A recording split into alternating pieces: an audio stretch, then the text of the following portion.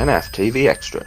Jonjo is, I don't want to go overboard with it, because I've known of Jonjo for a long time. I mean, he went to one of the rival schools to mine, back in Essex, and when I was a kid, obviously Jonjo was obviously a bit older than me, but he was always somebody that I looked up to as a player, because he was playing for Charlton at such a young age, which wasn't too far away from me, and I had a few of my friends play for Charlton at the time, and then he obviously got the move to Liverpool, was playing for Liverpool, and as his career, he's had a fantastic career as a Premier League player. He's played a lot of Premier League games, obviously played for England, and to play with him at Newcastle for so long was a privilege for me, because, as I said, I grew up looking up to him, and then obviously to play with him was fantastic.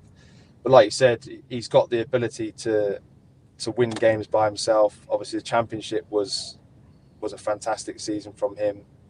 Put a lot of consistent performances together, but not just the Championship. In the Premier League, there's been spells in the Premier League where he's almost been unplayable at times. I mean, the first season we got promoted back, that second half of the season, really should have been in the England squad if we're being honest here. There wasn't really a reason to leave him out at that time. He was one of the best centre midfielders of English players at the time. And then again, last season, before he got injured at the end of the season, was pivotal. And the stats don't lie with Jonjo.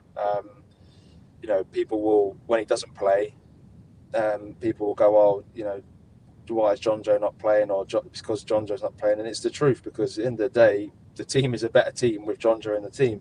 He wins more games, and when he doesn't play, we lose more games. It's such a simple equation. So it kind of tells you that Jonjo Shelvey is a massive part of the club, and a very important player for the team. And like you said, there's not really anybody for me in the team that can offer what he offers. It's very, very unique, and I think especially over the last year or two, I think defensively he's definitely improved as well.